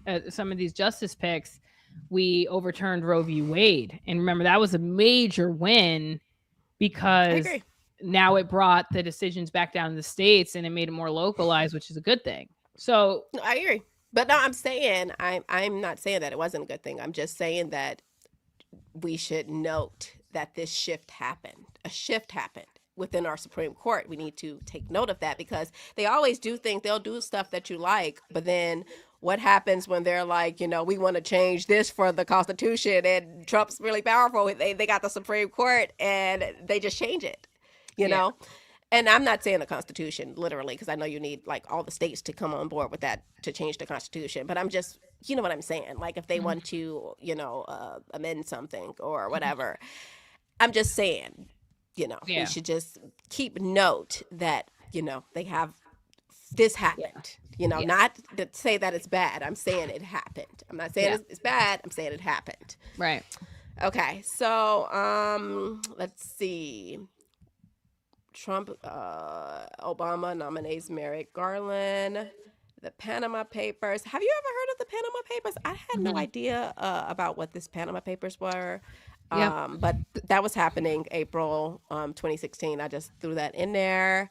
Obama did the transgender bathroom thing May 13th, 2016 with the Department of Education.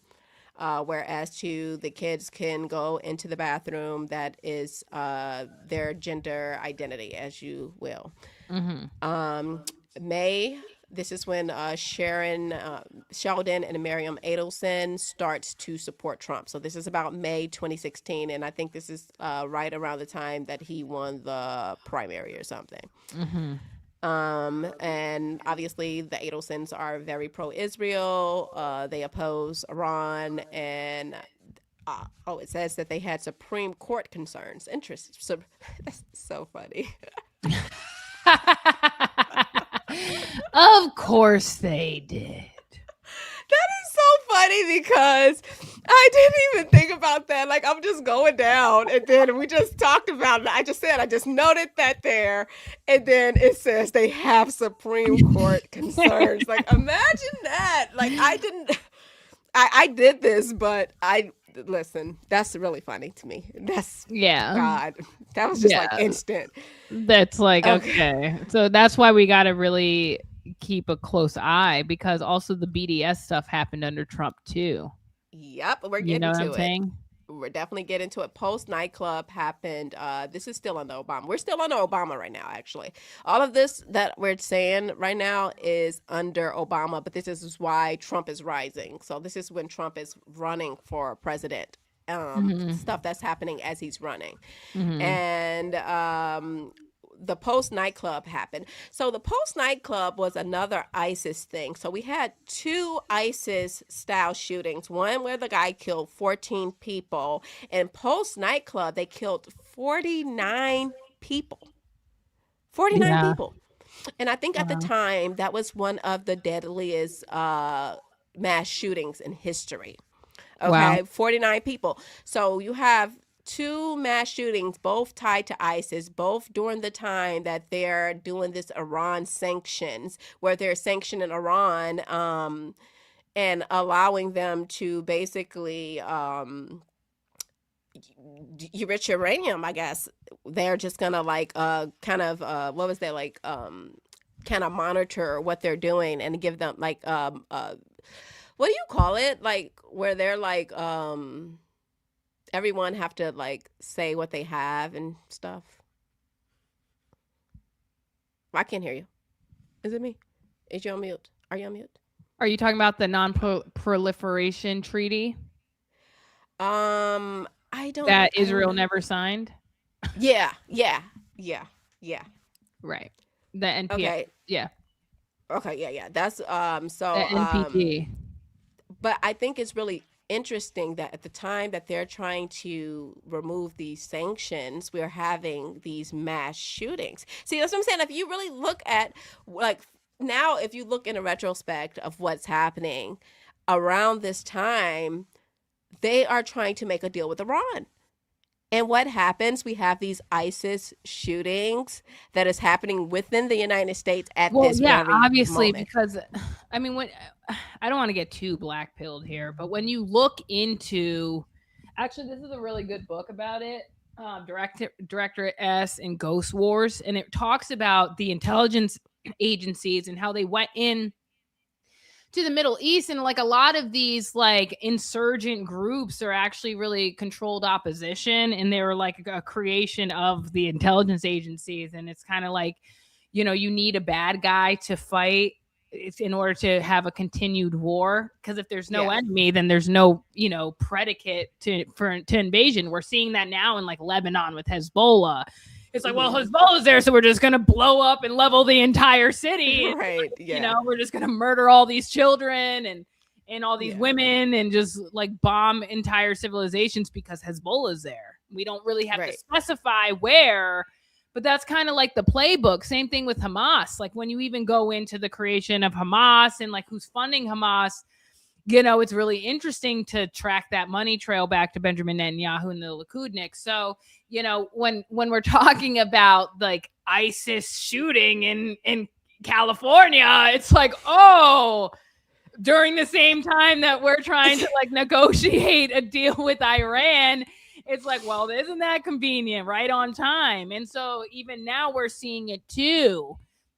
Fast forward to 2026, like in the last, you know, what day is it now? 90? What day of the Iran war? Is it day 90?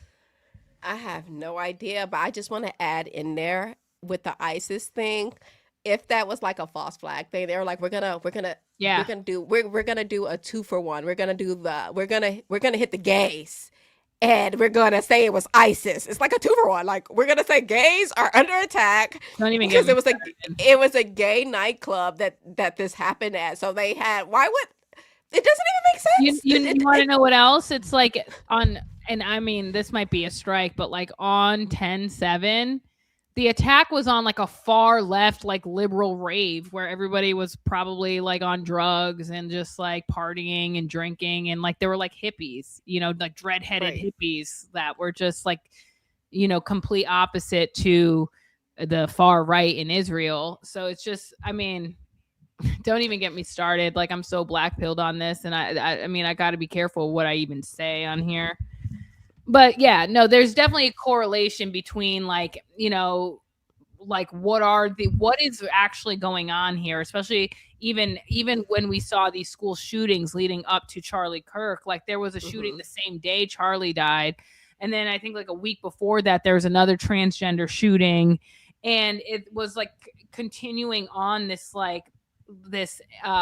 pattern of these transgendered shootings. It was almost like, you know, is this an organized network that's deploying these like these autistic, like incel, like virginal, mentally ill men that think that they're women and that are going into these like schools and shooting people? It's like, what's actually going on here? It just seems like there's like a nefarious like plot underneath, and it's like, oh, here, look at the shiny thing, you know, it's an ISIS shooting. Right. While And yeah, you know, you're right. Like, I think it's start to me, like when they keep saying the world is a stage, that's what it feels like. This is it's a stage, and I'm not saying that people are not getting hurt. People are getting hurt, but I'm saying that it just is really convenient that it always happens at the time. Like I said, what's the chances that these people are so sick? They were like, you know, we're gonna do LGBT. We're gonna hit them, so we're gonna do 2-for-1, and we're gonna say that ISIS did this, so people could be like, "Oh, LGBTs are under attack," and we could say that ISIS is trying to attack America, so we can get people to be against Iran, against the it just stuff happened that's last week. It just yeah, happened last week with JD exactly. Vance. Like, JD Vance got into a shootout outside of the White House, right? And like in DC, like his whole like security team got into a shootout, and it's like, oh, or even with Ivanka Trump, it's like, oh, you know, these like Irani, what is it, IRGC is like, there's a threat on Ivanka Trump's life, and it's like, oh, well, how convenient while we're trying to go through like peace talk negotiations with Iran. You know what I'm saying? And then there's JD Vance gets into a shootout, and then it's like there's a shooting at the ballroom, or Yeah. sorry, at the correspondence dinner. Mm-hmm. And it's just like, and then after the shooting at the correspondence dinner, it's like everybody's talking about the ballroom. Mm-hmm. It's kind of just, it's like, is it kayfabe? Like, is it like kayfabe, you know, WWE, like fake acting? Or is it false flags? Or like, you know, because it's rarely ever what it seems like. Yeah, that's what made me started to think like, okay, we need to put a timeline together, because we need to start like I really want to do like a timeline throughout history, you know, like the whole all of it, what was happening. And I'm really good at this with these timelines. Okay, so what was happening at this time? So because I was shocked when I found out that during World War II is when they started to take money out of people's payroll tax, and it was FDR that did this, and it was like he served 3 full terms and a fourth term during World War II. And I'm just like, what are the chances that that would happen? And we just so What's the happen to chances it have would had. happen again? Like, that's, I mean, there's talk that like, you know, Trump might get a third term. This is what Steve Bannon's been, you know, wanting or been prophesizing, that he's going to get a third term because he's going to basically enact the emergency, what is it, like emergency, like basically suspend the elections for wartime. I tell people right now, before these midterms, I would say that you better get your life in order before these midterms, get some stuff that you want to do, because after these midterms, things are going to get really serious, guys. They don't have nothing to lose after the midterms, okay? Things are going to get really serious. You're going to see a rise in a lot more stuff. Okay. Well, what do you say about like Nick Fuentes, who says like we should just vote Democrat and basically thwart the midterms, because if Trump gets a stacked House and Congress again, there's going to be no check against his like Israeli tyranny. his Israel first tyranny. At least if we get Democrats in, I mean, we might see more trans stuff, and more like gay stuff come out and more like feminist crazy women, but at least there'll be some type of check on this like Israel first agenda, at least some, because at least the left base is pretty anti-war and anti-Middle East. I mean, but they're a little bit more like commie, like Marxist with it. But what do you Both think about sides are that? horrible. I think that, if it's a midterm, I'm not opposed to having like a gridlock in there, like where they can have where nothing is getting passed. I'm not opposed to that. If they're not going to do the right thing, I'm not opposed to y'all having to fight to do the wrong to get stuff passed. I'm not opposed to making it harder. I'm not here to promote voting Democrat. I'm not even here to promote voting Republican. I say that we need to hold these people accountable. That's what needs to happen. Okay, you can vote however you want. If you're not going to hold people accountable, then it doesn't matter how you vote. Okay, if you're not going to actually hold people accountable for the things that they promise you and that they're not doing, it doesn't matter. It You can seems vote like however you want. The Democrats though, and like I'm no friend to the liberal Marxist like commie consortium that's over there. Like I think that like they're trash and whatever. But at the same time, and this might be like a political move, but they seem to be the only ones that are really interested in releasing these Epstein files and getting to the bottom of this and holding these people accountable. I mean, at the end of the day, like I think it's political. That's political. If they wanted the Epstein files to be released, they would have did it in their time. I think that's a fair point to make. That if they really wanted the Epstein files to be released, they were just in office. They could have gotten them released. No one said a peep about the Epstein files, and Donald Trump literally campaigned on the Epstein files, and they were all mum about it. So I think that it's the same thing. They're doing the thing. It's the problem, reaction, solution. They're doing the thing where they're like, oh, like okay. The border, right? The Democrats lets a whole bunch of people into the country illegally, right? Now the Republicans are like, bad Democrats. You guys, look what they did. Vote for me. And then the Republicans get into office and they're like, yay. And then they do a whole bunch of stuff that is antithetical to what we want going on, right? And then you have them like, okay, then the Democrats are going to be like, oh, look at them. They did the Epstein things. They didn't do this. And then now you're like, oh man, I kind of agree with that. And it's like this is how we're in this back and forth because they're doing things and then they use instead of actually trying to fix the things that they're doing. Because why is no one being held accountable for the border? Okay. right. I want accountability. So instead of trying to actually fix the things that they're doing, they're using what they do to get them back in office so they can push their agendas. Nobody's working for the people is the problem. The problem is we don't have anybody representing us. And the people that are representing us, like maybe someone like Thomas Massey, they get voted out. Because of these very sophisticated propaganda machines and people that don't want to do the work and actually understand what's happening in this country and where did it come from. This didn't happen out of nowhere, so we need to start understanding these different things. This is what made me put this timeline together because it's like, well, what is really happening at this time in the country during the rise. Let's fast forward to 2024. 2024, yeah, let's go ahead. So Trump goes through lawfare and then he announces before 2024, but let's see. 2024 was okay, right here. Okay, let's see. 2024. Okay, I'm here. Well, I want to point out too at the beginning of both of Trump's at both times when he was president elect. And then he brought that year, that first of the year, there was like some type of like terrorist attack both times. That's what I wanted to point out. Because the first time it was like Instable or something. I don't even know what that really is, honestly. But it was an attack. And I was just looking it up and I was like, oh, okay, interesting. That's a weird thing that happened on the January 1st of his first term.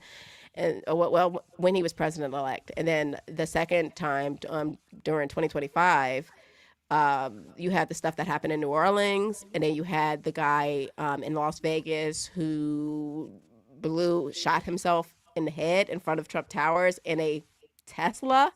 I mean, to me, that sounds like a message that you sent to somebody, you know, and wide open in front of Trump Towers in a Tesla.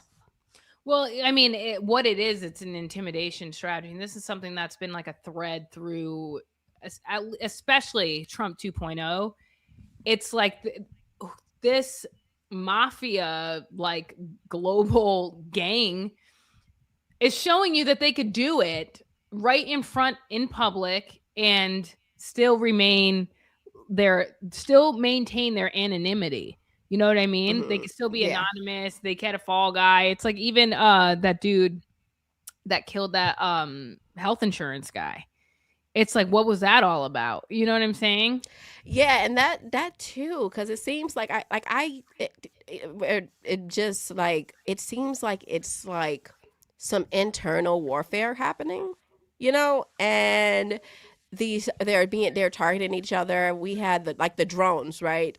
Prior to him, becoming the president, the drones popped up right around the time that he was president elect, In New probably like a week Jersey. later. Yeah, that's when the drones popped up. And then shortly after the drones popped up, Brian Thompson was shot in New York. So, like, what was happening at that time?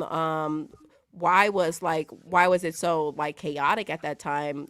And I think the drones in the sky, they never told us anything about it, right? So that's what's so weird to me, because they said, "Oh, it's okay, it's ours." Donald Trump said it's okay, it's ours, but I felt like maybe that was someone that was like, "We here, and we can, you know." Like, because this is where like Same thing my with the theory Charlie of, assassination. excuse me, say it again. It's the same thing with the Charlie assassination. Yeah, and that's what I'm saying. Like, it's like, it's almost like, we can be here if we want to. You know, we can. We're in your skies. Watch it. And it's almost like that, but I'm not sure. I'm not sure if that's what it was, because it went away, and I can only think about, well, why was this happening? Why was there drones in the sky at this point? And that's all I can really think of. Like, well, maybe that was a show of strength, right? A show of strength. And mind you, he had two assassination attempts prior to that, prior to him becoming a president. So it's like, is he being hunted? Like, I don't know. And I don't want it to sound like these are not random people. I don't think these are random people. You know, I wouldn't think that these are random people that are just hunting down Donald Trump, that are able to Well, get close to I Donald mean, Trump. look, even with the Ivanka Trump situation and how there was a threat on her life and they said it was a dude from the IRGC. I mean, it shows you that they're like, his family members are not like exempt from this. You know what I'm saying? And things that Trump may not care happens to him. Like, if now his family members are being threatened, his daughter's life is at risk. Like, we all know that Ivanka's his favorite child, you know? It's like, Yeah. these are things that are just going to make him think differently about how he moves and how he acts. Yeah. And if you see how he's moving, you know what I'm saying?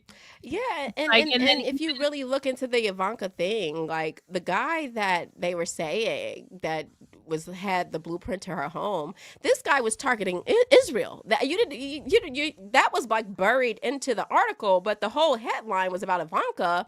But really, this guy had committed so many attacks against like these different synagogues and different Jewish people. So he was kind of targeting like Jewish people, and they made it all about Ivanka. And I'm like, well, yeah, okay, sure. Maybe he did have the blueprint, but it all, like I said, it almost feel like these are like subtle threats. You know, these news stories are like subtle threats. Like, he got the blueprint to get down his house.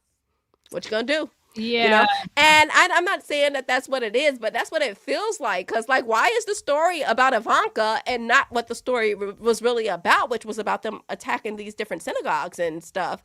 The headlines say, he had the blueprint for Ivanka's home. Yeah.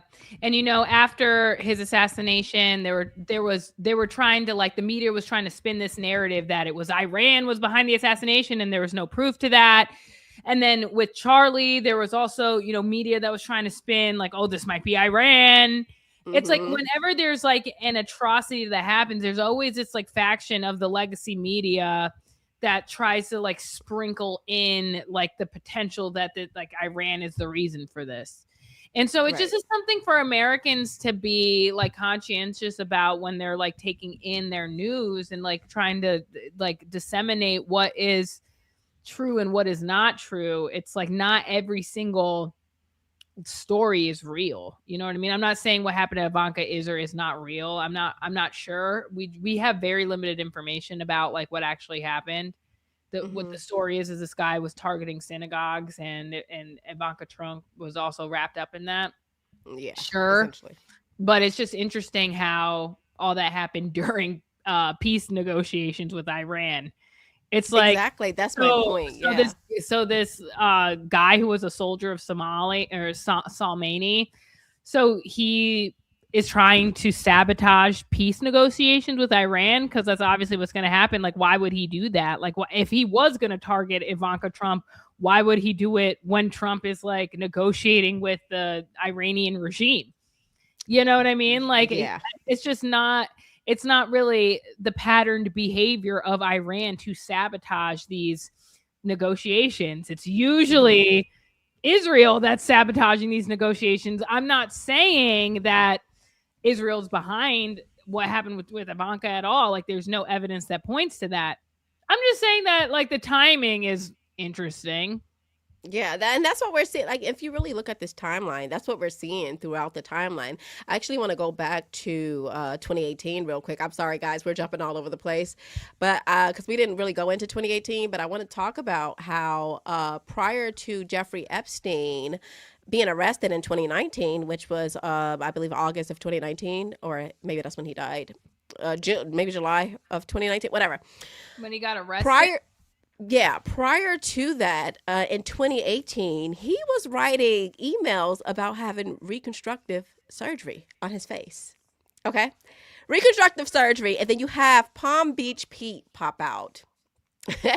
And, it's kind of like I don't know what's going on here. I don't know what to believe anymore, he guys. was Jeffrey Epstein was arrested in July 6, 2019. Jeffrey Epstein was 2019. arrested by federal agents in New Jersey and on federal sex trafficking conspiracy charges. Yep. And then he died and committed suicide a month later on August 10th, 2019. So he was basically in Under Manhattan Trump. jail for a month Under before Trump. he died. Under Trump. This happened under Trump. And then you have to understand, like, okay, they pursued him for a case that he had already, you know, he had already had a deal for this case. Yeah, he already settled it in Florida. Florida. The Yeah. the plea bargain. Yeah. And Yeah, then just think about, okay, so I'm the sorry. plea bargain did not it did not include New York, so he was able to be retried Exactly. in New But York. what else happened? Around that time, you had this journalist that was bringing his story back up. She was doing these interviews with some of these victims, and this lady wins a Pulitzer. I'm convinced that when people win Pulitzers and prizes for stuff like this, like, oh, she brought up the Epstein story because they don't care about Epstein. Once again, I told you how this worked. You got to remember, they don't care about Epstein because if they cared, they would have got true justice. So they don't care about Epstein. So why did she win the prize? Why did she win the prize? Did she win the prize because it's a part of maybe a bigger conspiracy here You're talking that, about Julie K. Brown. yes, Julie K. Brown, investigative journalist Julie K. Brown, received Pulitzer Prize special citation for her groundbreaking reporting on Jeffrey Epstein's systemic abuse on young women. Yes. yeah, exactly. And then around the time that, let me think, around the time that because you were talking about Netflix and how Netflix earlier, you were talking about how they have all this content on there. Netflix ends up doing a documentary on Jeffrey Epstein. So Yeah, this and is it's a total like softball control. propaganda machine. It's a propaganda. They do Yeah. that to get ahead of the theory. They do Yeah. it to get ahead And of why would they do the that? narrative. Exactly. They want Hey, to get ahead of the narrative. Where why do would they even Netflix want to get ahead of the Epstein narrative by publishing this like filthy rich documentary, which is a complete softball, and it's focusing on like the sex trafficking of young girls, which is egregious, but it completely like evades the actual point why Epstein was so important to like the intelligence apparatus of not only the CIA, Mossad, and other MI6. Like he was working on behalf of the Rothschilds, like with all of these intelligence agencies as like a broker for multinational deals. And it's like exactly. the girls are part of this, but it was they hmm tried to focus it and just narrow down the scope of people's thoughts about Jeffrey Epstein to be focused on the trafficking, because what the truth about Epstein and his influence is so much darker of what that trafficking actually entailed and how sick and deep it went into things like MK Ultra. Like these scientists need human experiments. Like how do you think they develop technology to read your mind to send you ads? Obviously they had to try it out on people, and it's even in like the Epstein emails that he had breeding programs on Zorro Ranch. Where hmm remember when we were up late at night Yeah. reading, like that That freaking email journal. Yeah, the journal journal. that Oh was my like God. all coded, and she was talking about Yeah. how like this like underage minor got pregnant and was giving birth to a baby that was taken out of her arms like as she was born, and there was no documentation on these children, there was no birth certificate. Like they're breeding programs to make anonymous human subjects for what exactly? Exactly. Obviously Exactly. as for human specimens for something. Exactly. And then also around the time that the Jeffrey Epstein thing happened, you had COVID. So then they immediately shut the world down. So right when this Epstein stuff is happening, why would wait, pause, because I'm having a thought. Why did they need everybody in the house? That's my question now.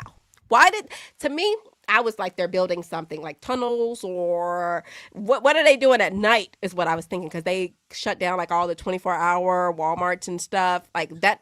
A lot of those Walmarts and stuff never went back 24 hours. That never happened No, again. I think COVID was an experiment to see like how, they just brainwashed us with this like goy slop for the last, 10-15 years. Let's see how retarded the American population is. Can and will they fall in line and in compliance and acquiesce to this totalitarian government that was came in through Trump? Like you said, Trump was president during COVID. And a lot of people, and especially a lot of people on the right and in the MAGA coalition, they love to forget this part about Trump's first presidency, that he was behind Operation Warp Speed, that hmm he was like totally behind Fauci and let Fauci basically deploy at all of his restrictions and bullshit coming down through the CDC too. Like all that happened under Trump, like his first year. And granted, like I do think the elections were not secure for 2020, like that much is true.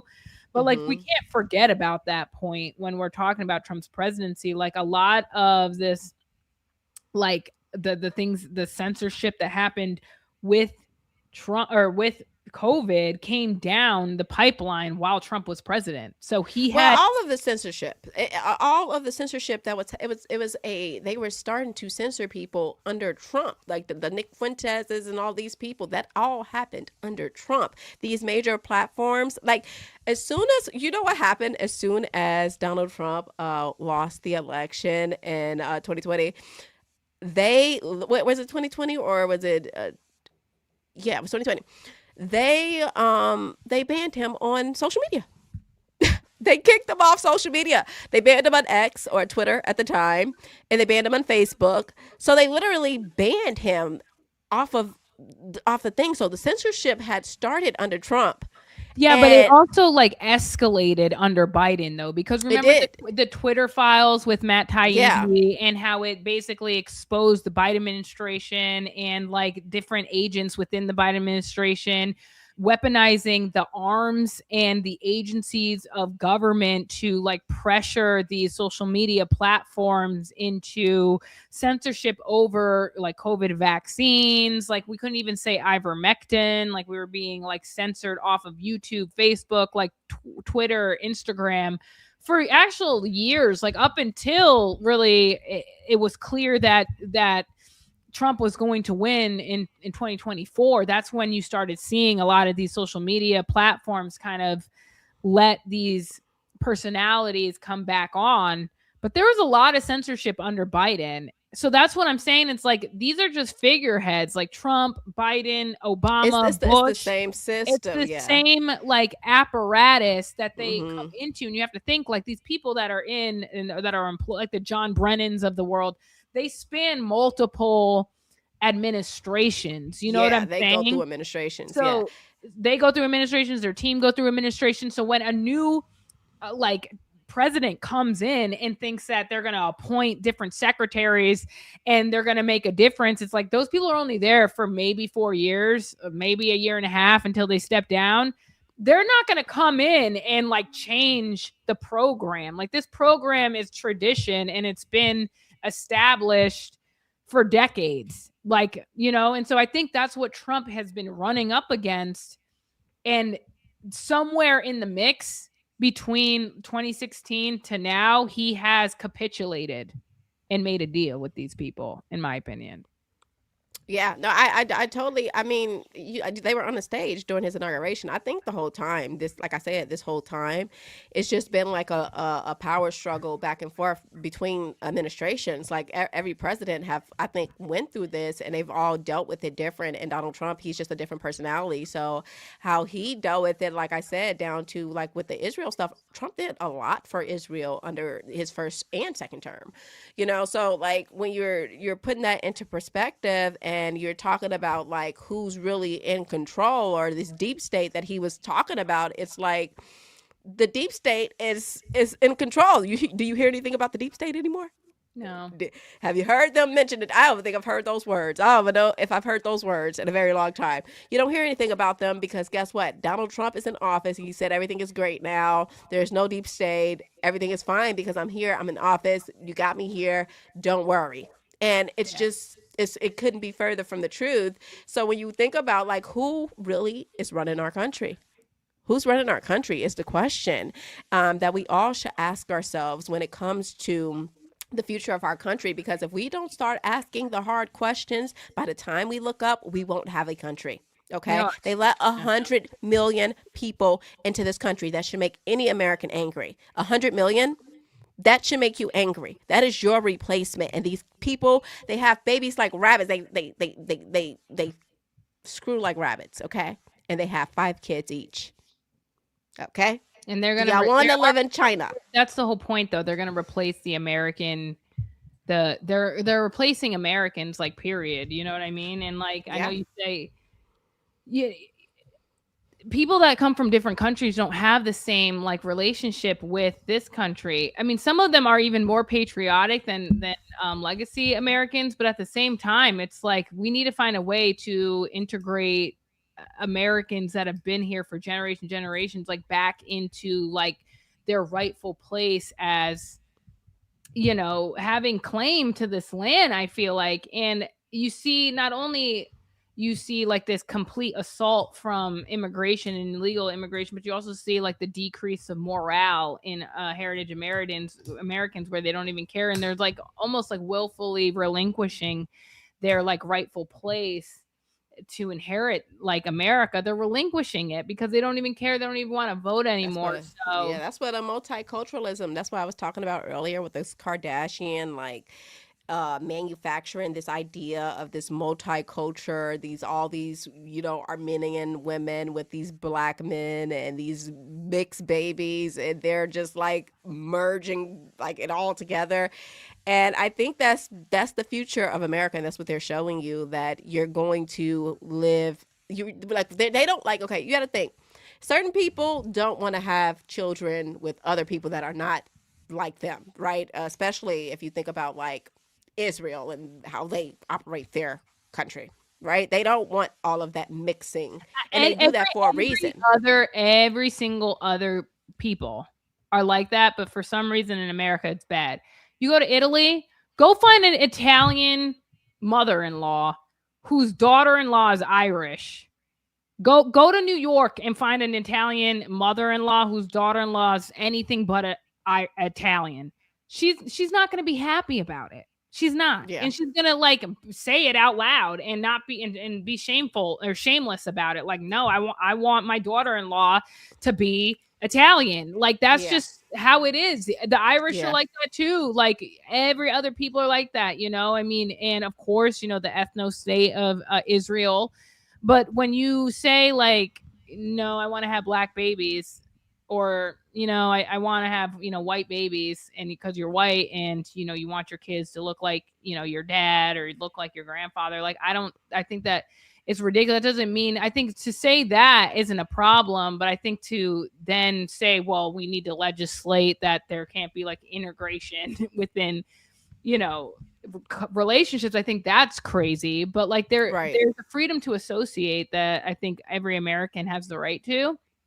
Mm-hmm. And that includes like your preference on your family. And that's like not a racist. It's not racist to say that you have a preference. I have a preference, like I want black kids.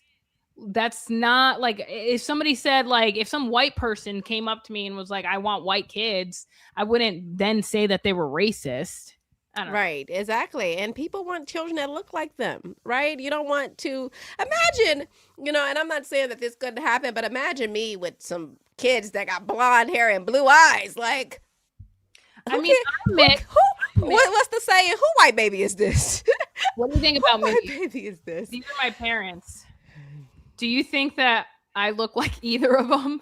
You're right. No.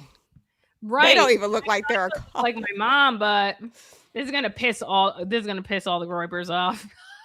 But I think they think it's okay if it's like a white dude and a black lady, I guess, because of the whatever. But it is what it is. Like I'm mixed.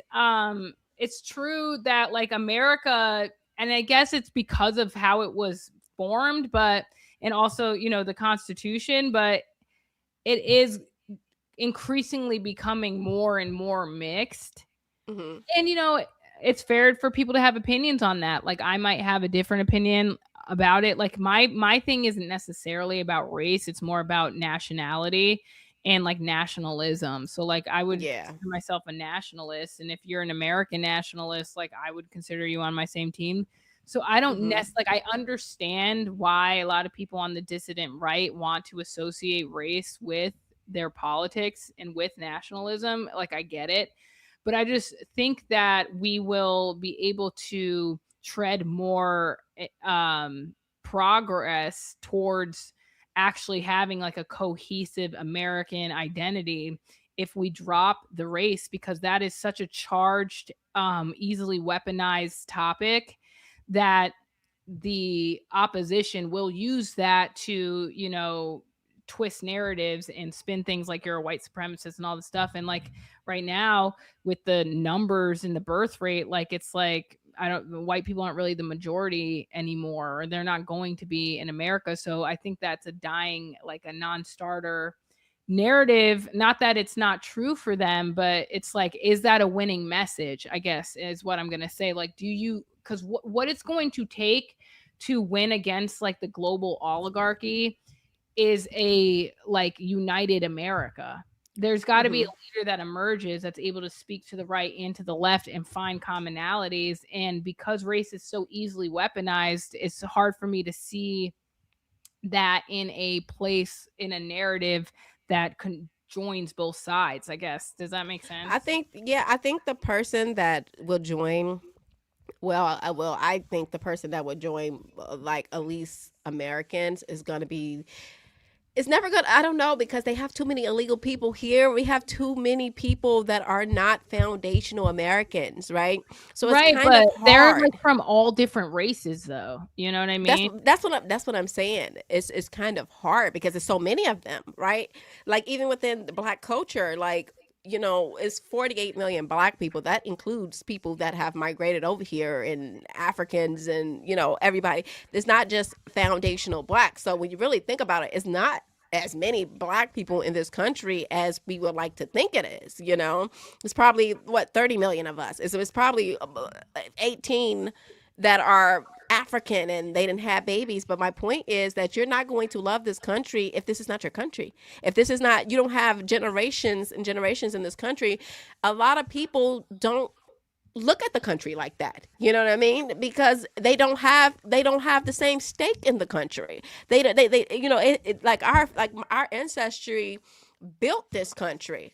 Right? It's not that I came over here and I benefited off this country, so I appreciate it. No, our ancestors, white, black alike, built this country. I think that makes the difference. That makes the difference. It's like being proud of American. I think once we get off of this like race aspect of it, because like it's not about race, but we need to accept everybody as like it should be whoever. I think whoever go not black, not white, American, that's who's gonna win.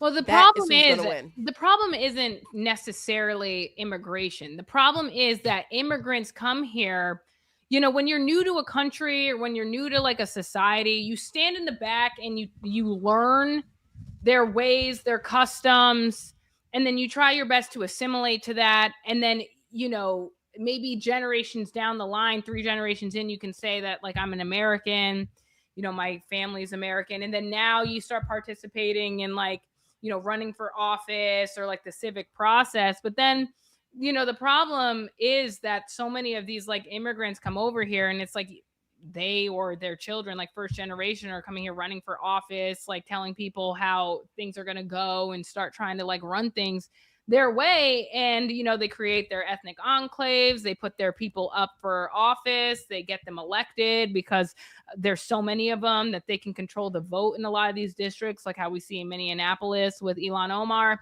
Hmm. And that is what I see as the threat to our country. It's not only like the erosion of the social fabric. They don't speak the language. They don't cook the same food. They don't even like Americans most of the time. Like if But you we hear a don't. lot of them, Yeah. Yeah, I so, think it's because we don't have a mesh ourselves within our country, though. You but know, that's what I'm saying about the race piece, though. It's like yeah, it's so easy it to weaponize race to keep Americans divided in order for like you have like black and brown Americans that would rather align with immigrants than with their white Americans. that's what I'm saying, and that's the problem. I think that that's why I said it's gonna who it's gonna the person that's gonna change this country is gonna be the person that gets us to denounce white, black, and we just all identify as Americans. Once you understand that we have to strip ourselves of these labels and that we're just all people and we're all American people, white or black, until we get that past that, they're never going to stop weaponizing it against us. They're Yeah, never going to do it. Like, I got to cook dinner for my husband before we get on with Amber tonight. okay, Um this was good. We got to figure out the stream though so we can get to yours cuz it's giving me the like I'm going to show you. It's giving me the check marks. girl, I have to. I'm gonna have to figure out how to uh You condense this see? timeline. This timeline is You're gonna have to crazy. condense that, but it was a good run This, through. Like I it, like going live and talking to people. We should go live more. Um, yeah, we have to figure out how to put my thing in there. you see my picture though. All right, Oh bye yeah, guys. yeah, Thanks for watching. yeah, Um, definitely.